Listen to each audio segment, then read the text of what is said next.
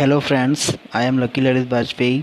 इस वीडियो में हम जानेंगे कि इंग्लिश सेक्शन में इंग्लिश कॉम्प्रिहेंशन को कैसे प्रिपेयर किया जाए और इसको कॉन्फिडेंटली एग्ज़ाम में कैसे अटैम्प्ट किया जा सकता है। तो चलिए जानते हैं कि इंग्लिश कॉम्प्रिहेंशन को कैसे प्रिपेयर करना है। फ्रेंड्स, जब एग्ज़ामिनर इंग्लिश कॉम्प्रिहेंशन का टेस्ट लेता है तो वो दो मोटिव से ये टेस्ट लेता है। पहला कि आपके सामने जो भी डॉक्यूमेंट है आप उसको पढ़कर कितना कॉम्प्रिहेंड कर पाते हैं, और दूसरा आपकी वोकेबलरी पावर कितनी स्ट्रांग है। तो जो कॉम्प्रिहेंशन पैसेज है उसके दो पार्ट्स हैं, एक तो कॉम्प्रिहेंड करना और दूसरे वोकेब को स्ट्रांग करना। तो ऐसा हम किस तरीके से प्रिपेयर करें कि ये दोनों सेक्शंस जो हैं हमारे स्ट्रांग रहें। देखिए, इसके लिए हमें सोर्सेस की बात करनी है। तो सबसे बढ़िया सोर्स जो है इंग्लिश कॉम्प्रिहेंशन को प्रिपेयर करने का, वो है आपका डेली बेसिस पे न्यूज़पेपर पढ़ना। ये बात आपको पता ही होगी कि डेली बेसिस पे न्यूज़पेपर पढ़ने से इंग्लिश कॉम्प्रिहेंशन जो है वो आप इजीली और कॉन्फिडेंटली अटैम्प्ट कर सकते हैं एग्ज़ाम में। अगर आप डेली बेसिस पे इंग्लिश का कोई भी न्यूज़पेपर स्टडी कर रहे हैं, so it may be very easy for you to attempt English comprehension easily and confidently. अब ये है कि न्यूज़पेपर को कैसे पढ़ना है, क्योंकि केवल न्यूज़पेपर पढ़ लेने से आपकी जो प्रॉब्लम है वो सॉल्व नहीं होने वाली। क्योंकि न्यूज़पेपर पढ़ना ही केवल इम्पॉर्टेंट नहीं है, आप इसे अच्छे से समझ पा रहे हैं या नहीं समझ पा रहे हैं, ये भी इम्पॉर्टेंट है। देखिए, मान लीजिए अभी तक आप इंग्लिश का न्यूज़पेपर नहीं पढ़ रहे थे, तो अब आप इसे पढ़ना स्टार्ट करेंगे तो आपको स्टार्टिंग में ये ईजिली समझ में नहीं आएगा।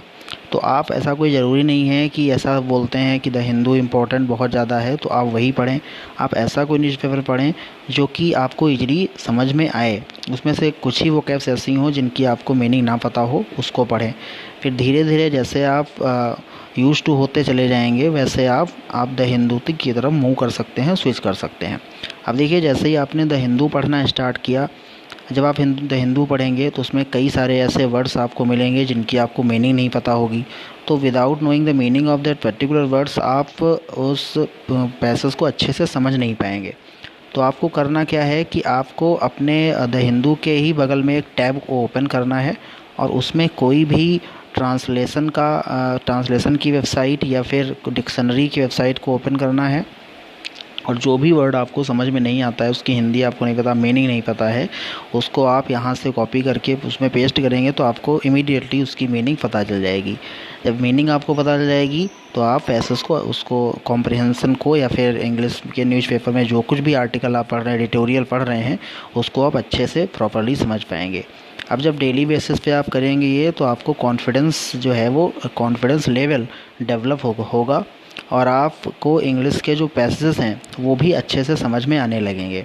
लेकिन पैसेज अच्छे से समझ में आने लगें और एग्ज़ाम में उन्हें कॉन्फिडेंटली कर पाना, there is a huge difference between these two things. तो उसमें एग्ज़ाम में अटैम्प्ट कैसे करना है ये मैं आपको बताऊंगा। देखिए, आपके पास दो तरीके के एग्ज़ाम्स हैं, एक तो प्रिलिमिनरी एग्ज़ाम है और मेंस एग्ज़ाम है। प्रिलिमिनरी एग्ज़ाम में आपके पास बहुत कम समय रहता है, क्योंकि रीजनिंग को आप ज़्यादा टाइम देते हैं, मैथ्स को ज़्यादा टाइम देते हैं, और इंग्लिश को हार्डली आप 15 मिनट्स, या बहुत ज़्यादा, अगर बहुत ज़्यादा आपने दे दिए तो 20 मिनट तो एक हद है, इससे ज़्यादा आप इस सेक्शन को नहीं देते हैं। ऐसे में उसमें 30 क्वेश्चंस आपको अटेंड करने हैं, जो 1 मार्क्स के छोटे छोटे क्वेश्चंस होते हैं, आप उनको प्रेफर करते हैं। और उसके बाद जब आप कॉम्प्रिहेंशन पे आते हैं तो आपके पास हार्डली 5 मिनट्स का टाइम होता है। ऐसे में आप इंग्लिश कॉम्प्रिहेंशन को सही से अटैम्प्ट नहीं कर पाते हैं। तो देखिए, इंग्लिश कॉम्प्रिहेंशन को अगर आपको सही से अटैम्प्ट करना है तो पहली बात, अपनी जो रीडिंग स्पीड है वो आपको बढ़ानी होगी, क्योंकि 5 मिनट्स में आपको करना है एक कॉम्प्रिहेंशन। तो उसके लिए एक बार ही पैसेज आप पढ़ सकते हैं और उसके बाद आंसर दे सकते हैं, आपको दूसरी बार पैसेज पढ़ने का मौका नहीं मिलने वाला है। तो अगर प्रिलिमिनरी एग्ज़ाम में अगर आपको सही से इंग्लिश कॉम्प्रिहेंशन करना है तो आपको अपनी रीडिंग हैबिट जो है वो बिल्कुल कॉन्टिन्यूअस करनी पड़ेगी, डेली बेसिस पे आपको पढ़ना पड़ेगा। आप तभी पैसेज को ईजिली कर सकते हैं वहाँ पे। और इसके अलावा ज़रूरी नहीं है कि आप 10 के 10 क्वेश्चन करें, उसमें से क्वेश्चंस को सिलेक्ट भी कर सकते हैं। सिलेक्ट करने के बाद ही क्वेश्चन को करें। वोकैब्स टाइप के क्वेश्चंस होते हैं, उनको आप जल्दी कर सकते हैं, बट आपकी वोकैब स्ट्रांग होनी चाहिए, जो आपको ऐसे ही करनी है जैसे मैंने अभी आपको बताया हुआ है। अब बात करते हैं मेंस में इंग्लिश कॉम्प्रिहेंशन आपको कैसे करना है। देखिए, मेंस में जो इंग्लिश है उसका एक ब्रॉड स्कोप है ऐसा इसलिए है क्योंकि वो पूरा का पूरा लॉजिक बेस्ड होता है। इंग्लिश जो है या फिर कोई भी सब्जेक्ट जो मेंस एग्ज़ाम्स में आते हैं पीओ लेवल के, वो लॉजिक बेस्ड होते हैं। लॉजिक बेस्ड मीन्स कि ऐसा नहीं है कि जो क्वेश्चंस प्रीवियस एग्ज़ाम में आए थे उसी टाइप के क्वेश्चंस आ जाए। जैसे ऑड वन आउट, अब आपने ऑड वन आउट प्रिपेयर किया है, आपका कॉन्फिडेंस ऑड वन आउट में है, बट उसमें मेंस एग्ज़ाम में जो है हो सकता है कि ऑड वन आउट जैसे कोई भी क्वेश्चन आया, ऐसा कोई भी क्वेश्चन आया जो आपने पहले देखा हुआ है, क्योंकि वो आपके लॉजिक चेक करते हैं। ये नहीं कि जो चीज़ आप पहले पढ़ चुके हैं आपको वो कितना अच्छे से समझ में आ गया है, वो ये देखते हैं कि जो न्यू सर्कमस्टेंसेस होंगे उसमें आप कैसे रिएक्ट करते हो, इसलिए वो नए नए क्वेश्चन दे देते हैं। तो वो क्वेश्चन से आप जो है वो कस्टम नहीं होते हैं। ऐसे में पैसेज ही एक ऐसा टॉपिक होता है जो आप हमेशा से पढ़ते चले आए हो और उसमें भी पूछा जाएगा। श्योर है कि किसी भी एग्ज़ाम में इंग्लिश कॉम्प्रिहेंशन तो आना ही आना है। तो इस टॉपिक को बिल्कुल ऐसे प्रिपेयर करना है कि हमारा इंग्लिश का कट ऑफ और इंग्लिश का स्कोर सब कुछ यही बनाने वाला है।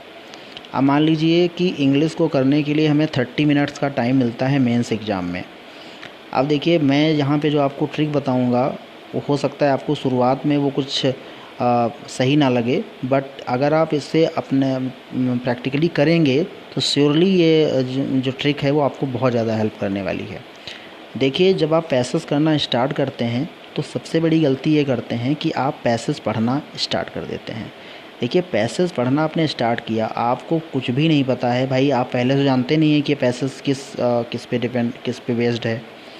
तो आपने पहली लाइन से पढ़ना स्टार्ट किया। मान लीजिए पहली लाइन या दूसरी, तीसरी, चौथी जो उन्होंने काफ़ी इडियोमेटिक बना रखी है, काफ़ी हार्ड बना रखी है, तो पहली लाइन से पढ़ के आपको ऐसा लगेगा कि शायद मैं ये कॉम्प्रिहेंशन अटेम्प्ट नहीं कर पाऊँगा। कॉन्फिडेंस लेवल आपका लूज होता है।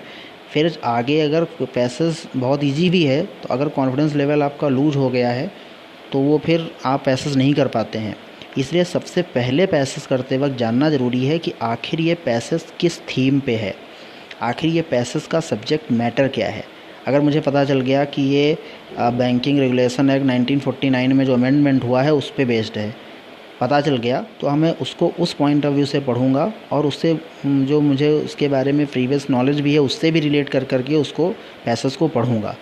तो सबसे पहले आप पैसेज ना पढ़ें, सबसे पहले आप क्वेश्चन को पढ़ें। मान लीजिए आपने फर्स्ट क्वेश्चन पढ़ा कि जो बैंकिंग रेगुलेशन एक्ट में भी अमेंडमेंट होने जा रहा है वो किस ईयर का था। तो मान लीजिए ईयर का आपको पहले से नहीं पता है, फिर भी अगर ये क्वेश्चन आपने पढ़ लिया तो आपको पता हो गया कि इस पैसेज में बैंकिंग रेगुलेशन एक्ट की बात की जा रही है। तो जब आप पैसेज पे आएंगे तो आप कहीं ना कहीं आपकी निगाह रहेगी कि किस ईयर में ये हुआ था, तो आपको याद है कहीं ना कहीं कि ये क्वेश्चन इसमें पूछा गया है। तो आप पैसेज को पढ़ते वक्त उस क्वेश्चन को अपने माइंड में रखेंगे कि हाँ, इसे मुझे अभी अटैम्प्ट करना है। तो सारे के सारे यहाँ पे 4 स्टेप होंगे मेंस एग्ज़ाम में। कॉम्प्रिहेंशन पैसेज को अटैम्प्ट करने के 4 स्टेप होंगे। काफ़ी समय लगेगा लेकिन आपकी एक्यूरेसी 100% रहेगी कॉम्प्रिहेंशन को सॉल्व करने में। 30 मिनट्स का आपके पास टाइम है, आपको 15 मिनट्स का टाइम देना है कॉम्प्रिहेंशन पे, और आपके 10 है तो 10 क्वेश्चंस सही होंगे और 15 है तो 15 क्वेश्चंस आपके करेक्ट होंगे इस मेथड से। पहले नंबर पे यानी कि स्टेप नंबर 1, सारे के सारे क्वेश्चन पढ़िए। क्वेश्चन इसलिए नहीं पढ़िए कि हमें क्वेश्चन पढ़ने हैं, इसलिए पढ़िए कि इन क्वेश्चन के अभी मुझे इसमें से आंसर सर्च करके अभी मुझे करना है, क्वेश्चन अटैम्प्ट करना है। इसलिए 10 के 10 क्वेश्चन पढ़िए। 10 में से आपको 3 क्वेश्चन तो वोकैब्स के मिल जाएंगे, एक क्वेश्चन थीम या तो फिर मूड, राइटर का मूड कैसा है उस पर मिलेंगे, एक क्वेश्चन आपको फॉल्स का मिलेगा, एक क्वेश्चन आपको मिलेगा कि इसमें से कौन सा करेक्ट है, 4 क्वेश्चंस आपको मिलेंगे उस पैसेज की जो है सब्जेक्ट मैटर पे डिपेंड करेंगे। तो सबसे पहले आपको 1 से 10 तक क्वेश्चन ध्यान से पढ़े। उसके बाद आप पैसेज पे आए और पूरे पैसेज को ध्यान से पढ़ा, बहुत ध्यान से पढ़ा, और ये भी ध्यान रखा कि अभी ये क्वेश्चन में हमसे कुछ पूछा गया था उसका भी हमें यहाँ पे आंसर ढूंढ निकालना है। अब आपने पूरा पैसेज पढ़ लिया। जब आप पूरा पैसेज पढ़ चुकेंगे तो अभी तक 2-3 क्वेश्चंस के आंसर आपको ज़रूर मिल चुके होंगे, श्योरली मिल चुके होंगे। अब आप अभी अटैम्प्ट मत करिए। स्टेप नंबर 3 में आप फिर से क्वेश्चन पढ़िए, और अब आपको ऐसा लगेगा कि हाँ, ये क्वेश्चन जो मैं पढ़ रहा हूँ इसका भी आंसर मैंने ऊपर देखा था। उसके बाद स्टेप नंबर 4 में आप फिर से पूरा पैसेज पढ़िए, आप फिर से जब पूरा पैसेज पढ़ेंगे, अभी तक आपको सारे के सारे क्वेश्चंस के आंसर मिल चुके होंगे, आपको उनके भी आंसर मिल चुके होंगे कि इसमें से कौन सा सही है कौन सा गलत है। अब आप एक बात यहाँ पे और समझ लीजिए कि जब आप क्वेश्चन पढ़ रहे थे तो क्वेश्चन पढ़ते समय आपने वो तो क्वेश्चन पढ़ लिए जिसमें डायरेक्ट पैसेज से क्वेश्चंस पूछे गए थे या कुछ घुमा के भी पूछ लिए गए थे, लेकिन जिसमें पूछा जा रहा है कि which of the following is incorrect, या फिर किसमें से कौन सा सही है, उसमें तो आप इतना ही पढ़ पाए, लेकिन उसके 5 के 5 ऑप्शन भी पढ़ लीजिए। तो एक तरीके से आपको आइडिया होता है कि हमें पैसेज में मेनली ढूंढना क्या है। आप पैसेज में उन लाइंस को मिस भी कर सकते हैं, स्किप भी करते चले जा सकते हैं जिनका आपके क्वेश्चन से कोई रिलेशन नहीं है। तो इस तरीके से अपने पैसेज को छोटा भी बना सकते हैं। तो ये जो मेथड है ये शुरुआत में बड़ा ही लेंदी लगता है, बड़ा ही लेंदी, और आपका इससे कोई यूजफुलनेस भी नहीं लगता है कि यूजफुल नहीं है, ऐसा लगता है कि ये जो मेथड है बिल्कुल यूजफुल नहीं है। लेकिन आप अगर 2 पैसेजेस डेली घर पे करें इसी मेथड से, आप देखेंगे कि आपके बहुत जल्दी 100% क्वेश्चंस जो हैं वो सही होना शुरू हो जाएंगे। बट कोई भी चीज़, चाहे कोई भी सब्जेक्ट, केवल और केवल प्रैक्टिस पे ही डिपेंड करता है। आपने कोई चीज़ एक बार पढ़ी, दोबारा नहीं पढ़ी, आप भूल जाओगे।